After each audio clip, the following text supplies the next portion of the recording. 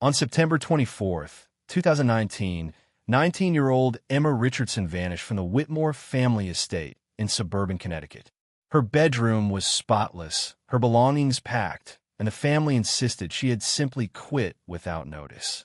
But when investigators discovered her diary hidden inside an air vent, what they read changed everything.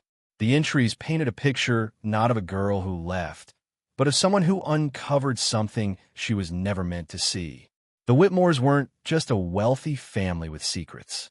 They were predators who had perfected their system over the years, and Emma had become their latest target. This is the story of how a young woman's words exposed a family's carefully constructed lie. Chapter 1. The Perfect Family. The Whitmore family appeared to be the embodiment of suburban success. David Whitmore, a prominent investment banker, and his wife Claire, a former corporate attorney turned philanthropist, lived in a sprawling colonial home in one of Connecticut's most exclusive neighborhoods. Their two children, 10-year-old Sophia and 7-year-old Lucas, attended the area's most prestigious private academy. From the outside, their life seemed carefully curated for perfection. Emma Richardson entered this world in June of 2019. At 19, she had recently completed her first year of college and was looking for summer employment that offered both income and housing. The Whitmore's advertisement for a live-in au pair seemed ideal. Generous salary, private accommodations, and the opportunity to live in a beautiful home while saving money for her education. Emma applied, interviewed, and was hired within a week. Her diary entries from those first days radiated optimism. She described the house as magnificent, with its high ceilings, modern kitchen, and beautifully landscaped grounds. Her quarters, a converted carriage house behind the main residence, offered privacy and comfort. The children were well-behaved, if somewhat reserved. David was polite but distant, often traveling for work. Claire managed the household with precision, providing Emma with detailed schedules, meal plans, and behavioral guidelines. But within 2 weeks, Emma's tone began to shift. The diary entries became more observational, more questioning. She noted how Claire monitored her constantly, appearing unexpectedly throughout the day, asking detailed questions about Emma's activities, her phone calls, and her plans during time off. David, when present, watched her with an intensity that made her uncomfortable. The children seemed coached in their interactions, speaking to Emma only when necessary and never offering personal information. Emma wrote about the rules. Some made sense for a household with young children: punctuality, cleanliness, and professional boundaries. Others struck her as excessive. She was prohibited from entering certain rooms without permission. The basement door remained locked at all times. Claire insisted on handling all of Emma's mail personally, claiming she would place it in Emma's quarters, but often forgot. When Emma requested the Wi-Fi password to use in the carriage house, Claire suggested she use the limited data on her phone instead, citing security concerns. The isolation became apparent gradually. Emma's college friends stopped by once during her first week, but Claire made the visits so uncomfortable, hovering, asking probing questions, expressing concern about strangers on the property, that Emma discouraged future visits. When Emma's mother called, Claire would often answer the house phone first, cheerfully informing her that Emma was busy with the children and would call back later. These callbacks rarely happened, as Claire kept Emma occupied until late evening, when her mother would already be asleep. By mid-July, Emma's entries reflected genuine unease. She discovered photographs in a drawer while searching for craft supplies with the children. The images showed young women, roughly Emma's age, posed in the same locations around the house where Emma now spent her days. She recognized the garden bench, the kitchen island, and the children's playroom. When she asked Claire about previous babysitters, the response was dismissive. They had employed help before, Claire said, but no one lasted long. The children were difficult, the expectations high.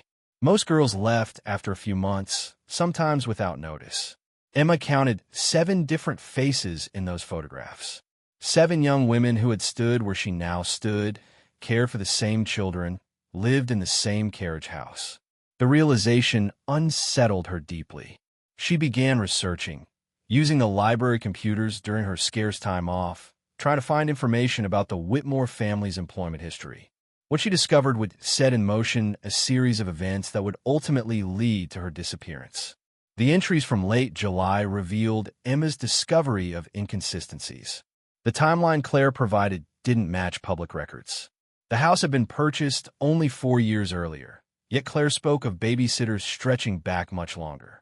Employment verification sites showed no record of the Whitmores ever officially hiring household staff. When Emma cautiously probed about references or previous employers' contact information, suggesting she might reach out to compare experiences, Claire's demeanor shifted entirely. The warmth vanished. The conversation ended abruptly. That night, Emma wrote that she felt truly afraid for the first time. Chapter 2. The Diary Entries. August brought a change in Emma's approach. Her diary entries became investigative rather than merely observational. She documented everything with the precision of someone building a case. Times, dates, conversations, and behaviors were recorded in careful detail. She was no longer simply an uncomfortable employee. She was a young woman convinced that something terrible was happening in the house where she lived. On August 3rd, Emma wrote about discovering a locked filing cabinet in David's home office while dusting. Through the glass panel, she glimpsed folders labeled with names, female names. She recognized none of them, but the realization struck her. These might be the previous babysitters. Why would David keep files on former household employees locked away? The question consumed her thoughts. Emma began tracking the family's patterns more carefully. She noticed that David's business trips coincided with Claire's most intense monitoring periods. When he returned, Claire relaxed slightly, as if sharing the burden of surveillance. The children never spoke about previous babysitters, even when Emma tried to ask casual questions. They would freeze, exchange glances, and change the subject with practiced ease. It was clear they had been instructed never to discuss the past. The breakthrough came in mid-August. While the family attended a charity gala, Emma remained home with explicit instructions to stay in the carriage house. Instead, she entered the main residence. Her diary entry from that night detailed her systematic search. She photographed documents in David's office, discovering applications and identification materials from young women, applications for the au pair position. 5 names stood out. Emma recognized them from news searches she had conducted at the library. These weren't women who had simply moved on to other employment. They were missing persons cases. Jennifer Caldwell was reported missing in 2016. Last known location: working as a live-in nanny in Connecticut.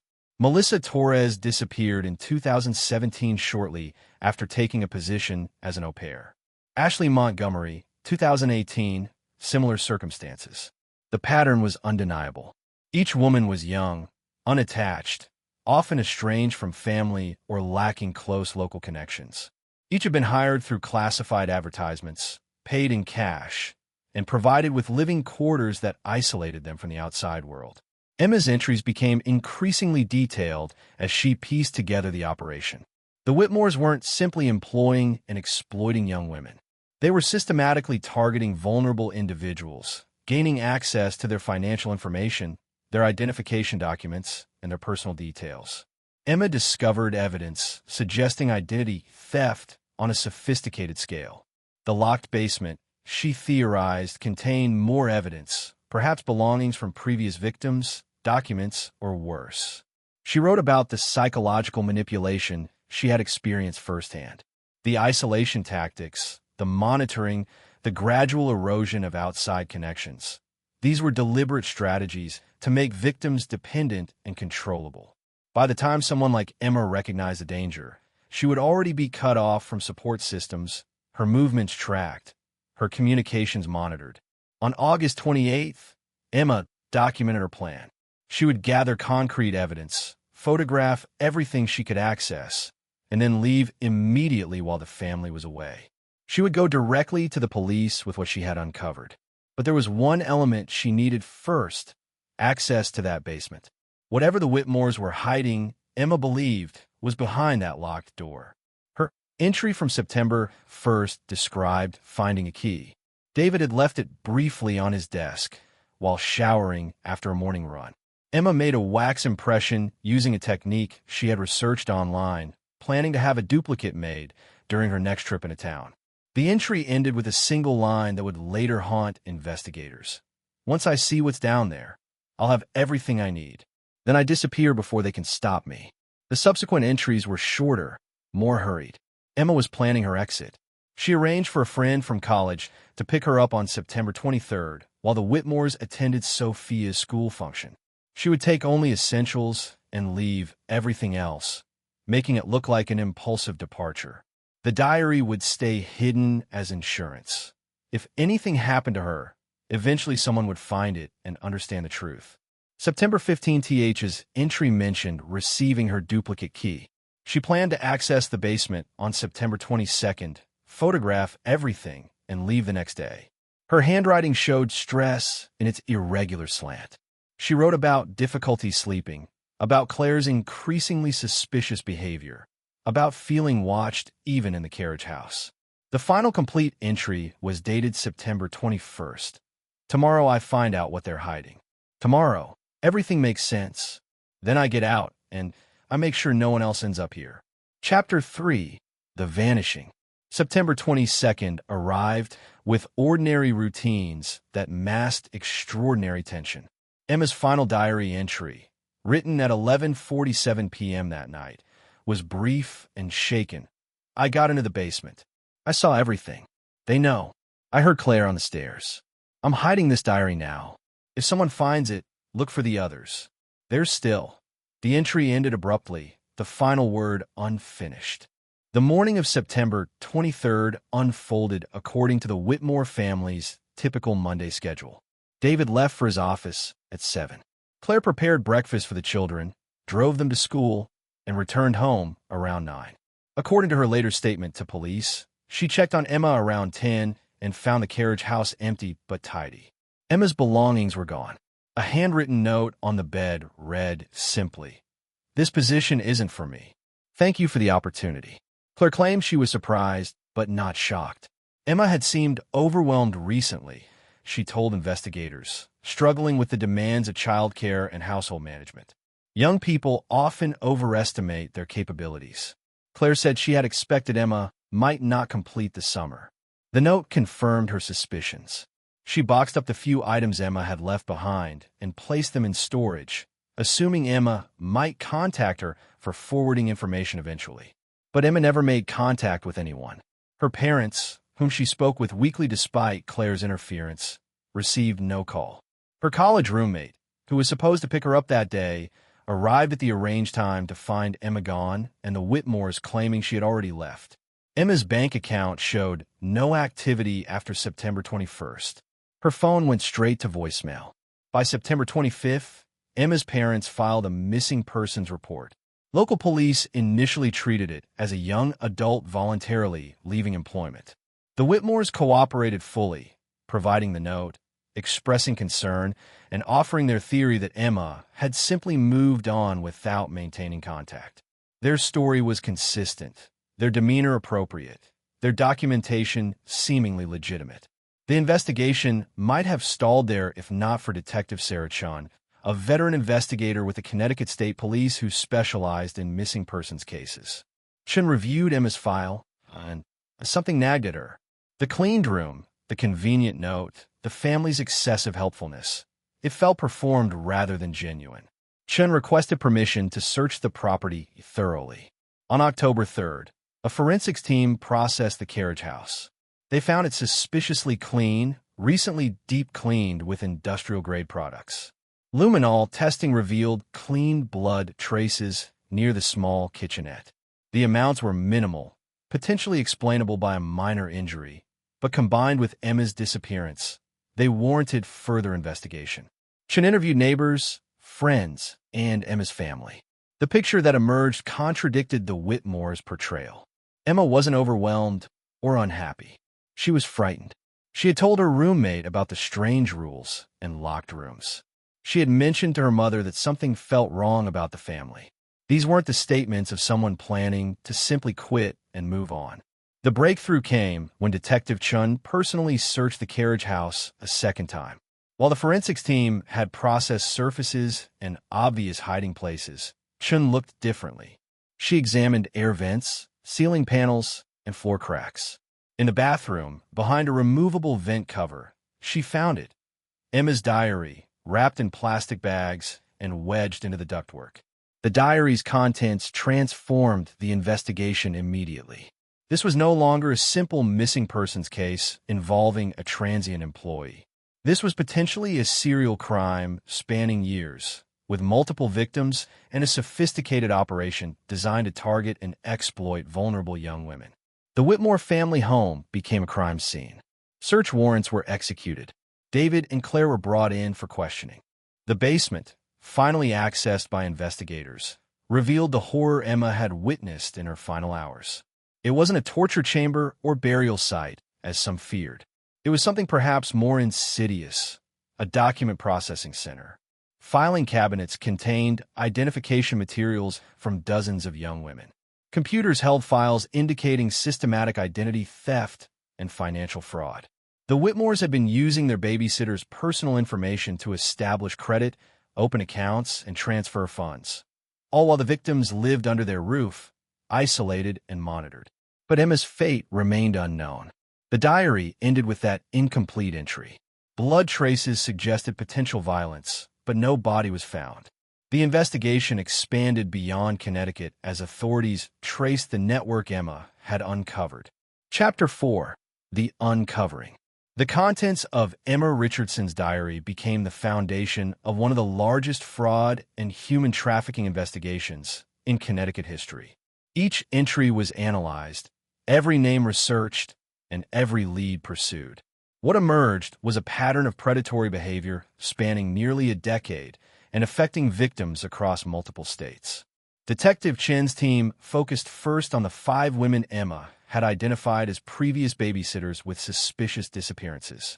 Jennifer Caldwell, the 2016 case, was located alive in Arizona. She had fled the Whitmore household after discovering irregularities in her credit report and finding Claire attempting to access her bank accounts. Terrified and embarrassed, she had simply run, changing her name and avoiding her past. When investigators contacted her, she confirmed Emma's findings: the surveillance, the isolation tactics, and the locked basement she had never accessed. Melissa Torres proved harder to find. Her missing persons case had gone cold in 2017. Through financial records seized from the Whitmore residence, investigators traced accounts opened in Melissa's name to transactions in Nevada. Local authorities found her working under an assumed identity, still fearful of the family she had escaped. Her testimony revealed additional details about the Whitmore's operation. They had threatened her explicitly when she discovered their activities, warning that they had connections and that running would be her only option. She had believed them and disappeared. Ashley Montgomery, the 2018 case, provided the most disturbing testimony. She hadn't simply left. She had been held in the basement for 3 days while Claire processed her documents and established new lines of credit. Only when Ashley convinced them she wouldn't report the crimes was she released, warned that any contact with authorities would result in criminal charges being filed against her for the fraud they had committed in her name. The manipulation had worked. Ashley had remained silent for over a year, believing she was complicit in crimes she hadn't committed. The pattern was clear. The Whitmores targeted young women who were socially isolated, often estranged from family or lacking strong support networks. They offered attractive employment opportunities with housing included, making the position appealing to college students or young adults in transition. Once hired, the isolation tactics began immediately. Access to communications was restricted, outside contact discouraged, and psychological pressure applied to create dependency and compliance. The financial scheme was sophisticated. Using their victims' identification and personal information gathered during the hiring process, the Whitmores would open credit accounts, secure loans, and establish business entities. The transactions were carefully structured to avoid immediate detection. By the time victims noticed irregularities, if they noticed at all, They were already psychologically manipulated into believing they couldn't seek help without incriminating themselves. But Emma had been different. Her documentation in the diary showed that rather than succumbing to the isolation and manipulation, she had investigated. She had recognized the pattern, identified previous victims, and gathered evidence. The diary suggested she had seen files in the basement that confirmed everything, files that likely included information about ongoing operations, future targets, and the full scope of the Whitmores network. David and Claire Whitmore were arrested in October 2019 and charged with multiple counts of identity theft, financial fraud, and conspiracy. As the investigation expanded, additional charges were added: unlawful imprisonment, based on Ashley Montgomery's testimony, criminal threatening, and, eventually, kidnapping and attempted murder related to Emma Richardson's disappearance. The prosecution built its case carefully. Emma's diary provided the narrative framework, while testimony from recovered victims filled in the details. Financial records demonstrated the scale of the operation. Computer forensics revealed searches about disposing of evidence and avoiding detection. Claire's phone contained messages with David discussing the problem that had developed with Emma, sent on September 22nd, the night of Emma's final diary entry. The trial began in March 2021. The defense argued that Emma had left voluntarily, that the note was genuine, and that the Whitmores' financial activities, while possibly unethical, didn't constitute the serious crimes charged. They claimed previous babysitters had been willing participants or had misunderstood legitimate business arrangements. The prosecution countered with the diary, the testimony, the blood evidence, and the carefully documented pattern of predation. In August 2021, David Whitmore was convicted on multiple counts of fraud, identity theft, and kidnapping. He received a sentence of 35 years in federal prison. Claire Whitmore was convicted on similar charges, receiving 30 years. Additional state charges remained pending. The children were placed with relatives, removed from the home where they had been witnesses to and possibly participants in years of criminal activity. But the central question remained unanswered. What happened to Emma Richardson? Her body was never recovered. Searches of the property, the surrounding areas, and locations connected to the Whitmores yielded nothing. David and Claire maintained their innocence regarding her disappearance, insisting she had left voluntarily despite overwhelming evidence to the contrary. The investigation continues. Some believe Emma is alive, forced into hiding by threats similar to those that silenced Ashley Montgomery. Others fear that her discovery of the basement's contents made her too dangerous to release. Anonymous tips occasionally surface, suggesting sightings in various locations, but none have been confirmed. Emma's parents maintain a website dedicated to finding her, sharing updates, and refusing to abandon hope. What remains certain is the impact of Emma's diary.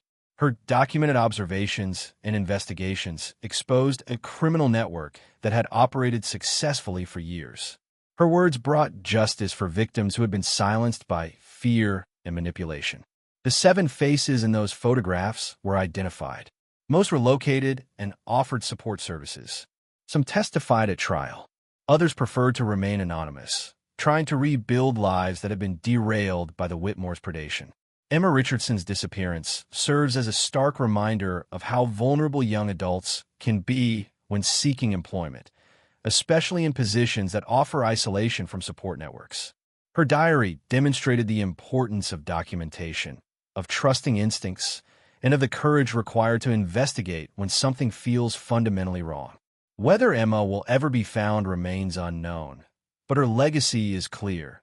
She refused to be a silent victim, and her voice, preserved in hidden pages, brought down those who believed they could exploit without consequence.